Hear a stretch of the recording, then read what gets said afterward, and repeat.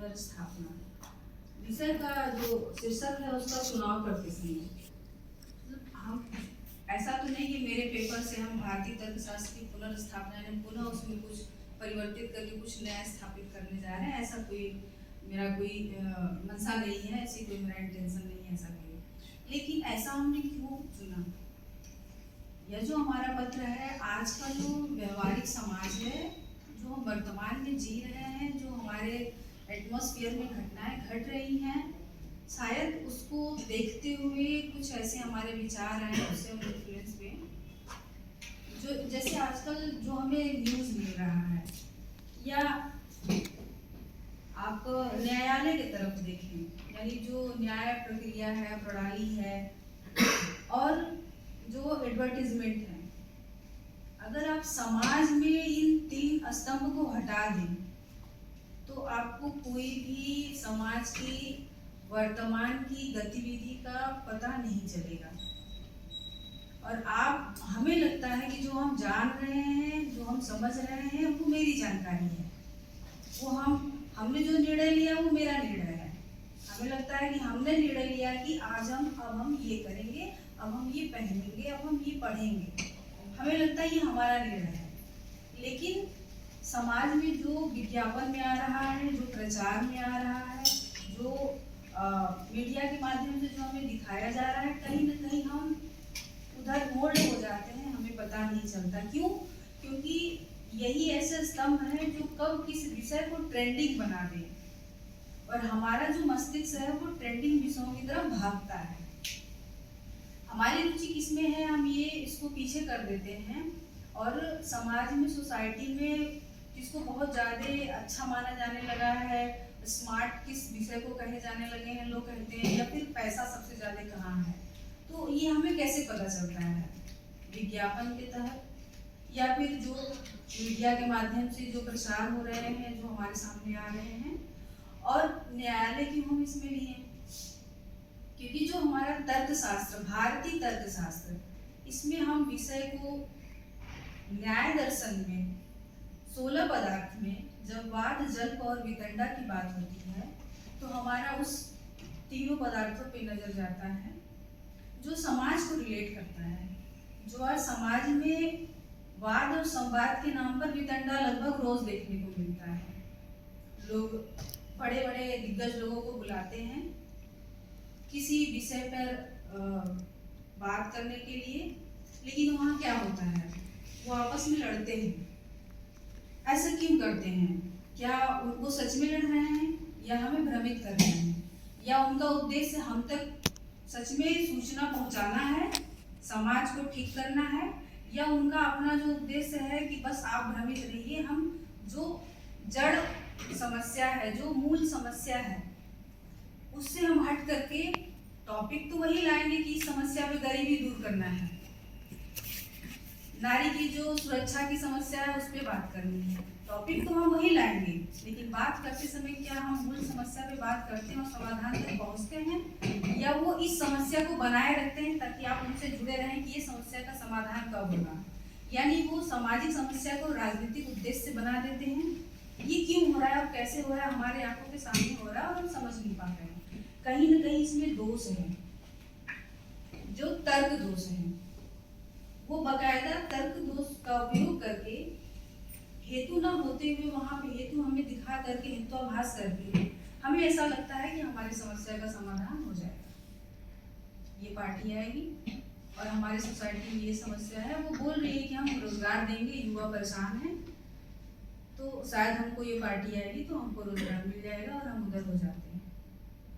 ऐसे हमें, अब वो क्यों कर रहे हैं, कितना डेटा उनके पास है, कितना रोजगार देंगे, उनका क्या कोर्स है वो जाने, लेकिन वो तर्क दोष करते हैं जब हमारे सामने अपने तथ्य रखते हैं। उन विषयों को देखते हुए हमने यह विषय का चुनाव किया कि यह हमारे भारत में, जब हमारी विद्या इतनी रिच है, जैसा कि सर ने खुद ही बताया, इतनी डेवलप है, तो हम क्यों नहीं अपने वाद विवाद की जो समस्या है, हमारा वाद जल्प वितंडा में हम वाद को क्यों नहीं प्रायोरिटी देते हैं, और इस विद्या को हम आज क्यों नहीं फिर से एक अच्छे तरीके से इसको डेवलप करने की बात कर सकते हैं, और इसके समाधान में भी हम बात करेंगे। उद्देश्य हमारा यही है कि हम इन विषयों की चर्चा करना चाहते हैं, और हमारे न्याय दर्शन में कैसे बताया गया कि वाद क्या है, हमें कैसे बात करना चाहिए। और वाद से पहले अगर हम आते हैं तो जो हमें वहाँ तर्क दिए जाते हैं, तर्क क्या है, फिर हम न्याय दर्शन में क्यों पढ़ रहे हैं इनको, न्यायालय को, विज्ञापन को क्यों पढ़ रहे हैं? क्योंकि जब हम दोष की बात करते हैं या भाषा शैली की बात करते हैं तो औपचारिक और अनौपचारिक दो प्रकार की हमारे यहाँ तर्क होते हैं। तो जो मैथमेटिकल रूल्स जो फॉर्म के तहत चलते हैं, फॉर्मेट में होते हैं, वो तो औपचारिक है, वहाँ पे गलती होने की कम चांसेस होते हैं। और वो व्यक्तिगत जीवन में, व्यवहारिक जीवन में या वर्तमान परिस्थिति में वो समाज में बहुत कम यूज होते हैं एज अ संवाद या वाद के तहत। अनौपचारिक जो तर्क है वो संवाद की शैली में शामिल हो जाता है और सबसे अधिक समाज में अनौपचारिक तर्क का ही प्रयोग होता है। और उस अनौपचारिक तर्क का प्रयोग दोषयुक्त करते हैं अपनी उद्देश्य की पूर्ति हेतु, क्योंकि मूल समस्या से डाइवर्ट करना उनका उद्देश्य होता है, चाहे वो विज्ञापन के थ्रू हो, चाहे मीडिया के थ्रू हो। और कभी कभी न्यायालय में क्या होता है कि उनको दोनों पक्ष के किसी एक पक्ष के तरफ वो न्याय नहीं दे पाते हैं, तो कभी वो ऐसा कहा जाता है, बहुत बार केसेस आए हैं कि कॉमा लगाना भूल गए। तो वहाँ क्या होता है कि एक सेंटेंस पे इतना काम होता है कि कॉमा आप कहाँ अगर नहीं लगाया ठीक से तो दोनों लोग अपने अपने पक्ष में उस स्टेटमेंट को ले लेते हैं। इसलिए हम न्यायालय, विज्ञापन और मीडिया को न्याय दर्शन की नज़र से देखने की कोशिश करते हैं और उसमें हमारा जो मुख्य बिंदु है वो वाद, जल्प और दंडा है।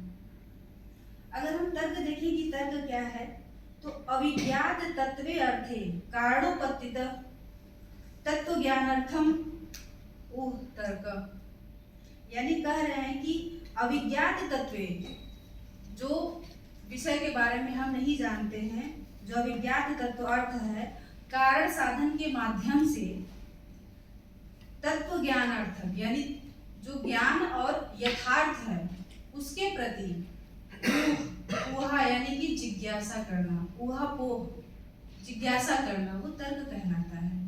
यानी प्रमाण के प्रयोजन से जब हम यथार्थ को जानने की कोशिश करते हैं आपके पास तब 5 मिनट में कंक्लूड करना है, तब वह तर्क होता है। अगर हम यहाँ पे देखें वाद क्या है, तो प्रमाण तर्क साधनोपालंब सिद्धांत विरुद्ध पंचावयोपन्न पक्ष प्रतिपक्ष परिग्रहो वाद। बस इस एक सूत्र को समझ ले हम तो वाद कंप्लीट हो जाएगा और विवाद की बात ना आए। प्रमाण तर्क साधन, ये तो उसके लक्षण बताए गए हैं वाद के। यदि हम विषय बताए गए, यदि लक्षण की बात करें, पक्ष परिपक्ष परिग्रहो, पक्ष और प्रतिपक्ष का होना बहुत जरूरी है वाद के लिए। क्यों होना बहुत जरूरी है? और उसमें अधिकरण क्या होगा? अधिकरण क्या एक हो सकता है या दो हो सकता है, और उसके धर्म क्या होंगे? पक्ष और प्रतिपक्ष तब होगा और जब दोनों होंगे तभी वाद कंप्लीट होगा। और इसमें एक अधिकरण के दो धर्म होंगे तब। जैसे एक पक्ष कह रहा है कि आत्मा अस्ति और एक कह रहा है आत्मा नास्ति। आत्मा के होने और ना होने, यानी एक कह रहा आत्मा है, कह रहा आत्मा नहीं है। अधिकरण विषय एक ही है, आत्मा, और होना और ना होना उसका विवाद का विषय है।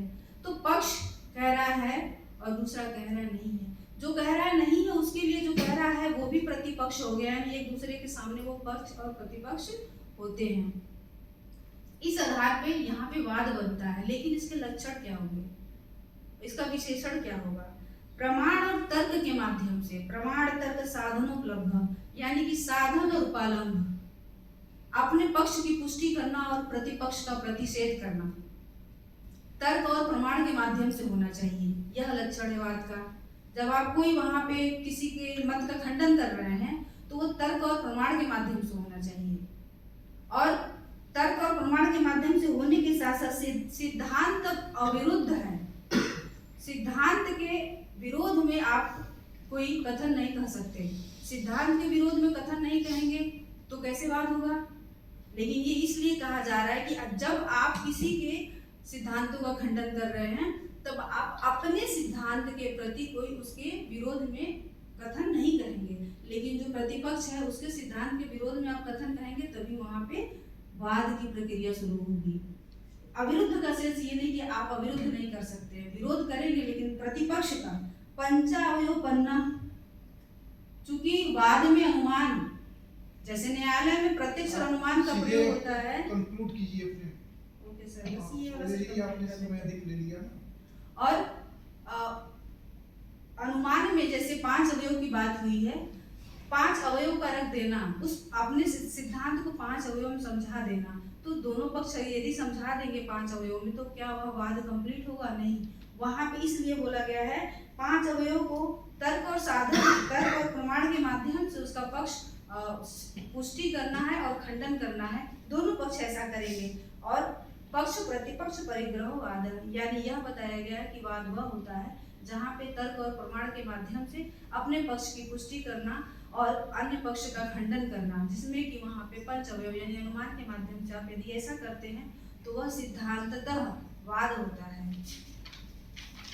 और वाद जल्प और वितंडा, यदि हम उसको शॉर्टकट में बता दें तो वाद में क्या होता है कि वहाँ पे जीतने की मंशा नहीं होती है और हराने की भी मंशा नहीं होती है, सिर्फ और सिर्फ सत्य तक पहुंचना है, ऐसा उनका मंशा होता है, ऐसा उनका इंटेंशन होता है। तो जब वो बात करते हैं, जब वो खंडन मंडन की प्रक्रिया चलती है, तो वहाँ भी छल और निग्रह स्थान का प्रयोग होता है। तो कैसे वहाँ वाद हुआ? लेकिन वो जान करके नहीं करते हैं, वो अनजाने में होता है। वहाँ पे छल जाति निग्रह स्थान का प्रयोग होता है, लेकिन जब अनजाने में होता है तो सामने वाला उनको बता देता है, उनका प्रतिपक्षी, कि आपने यहाँ छल का प्रयोग किया है। तो जो पक्ष वाला व्यक्ति है वो मान लेता है और उसको सुधारने की बात करता है। और जो प्रतिपक्ष को ये नहीं कहता है कि अब आप हार गए हैं, क्योंकि वहाँ पे सत्य की खोज की जा रही है। वहाँ पे जब एक पक्ष स्थापित हो जाता है तो दूसरा हट जाता है, इस तरह से वाद कंप्लीट होता है। जल्प का जो विषय होता है वह जैसे वितंडा है तो वो सिर्फ हराने की कोशिश करता है और अपना जो उसका प्रतिस्थापन है वो बताता नहीं कि मेरा उद्देश्य क्या है। लेकिन जल्प में क्या करता है कि वो जीतने की कोशिश करता है, हराने की। वो अपना पक्ष भी बताएगा और आपका खंडन करेगा। जब पक्ष नहीं बताया जाएगा तो वहाँ पे वितंडा होता है। इसका प्रयोग यदि हम, ये हमारा जो न्याय का बहुत लंबा रहा, हम इसको निष्कर्ष पे आते हैं। काफी एक लंबा चौड़ा विषय है, इसको हम छोड़ देते हैं। न्याय के बहुत सारे बहुत अच्छे विषय हैं। अब हम इसको यदि हम मीडिया और न्याय की तरफ से आ जाएं, जैसे छल कैसे होता है, वहाँ पे हम इसकी यदि बात कर लें तो वहाँ पे 2 विषयों को मिश्रित किया जाता है। जैसे किसी ने पूछ लिया कि क्या अब आपने पीटना छोड़ दिया अपनी पत्नी को, क्या आपने पीटना छोड़ दिया, तो अब आपसे हाँ या ना में प्रश्न किया जाए, ये छल प्रश्न है। आप हाँ या ना में कहेंगे, जिसमें भी बोलेंगे आप फंसेंगे। आप बोले हाँ तो यानी आपने पहले पीटा है, आप बोले नहीं मतलब अभी आप तक पीट रहे हैं। ऐसे छल प्रश्न होते हैं।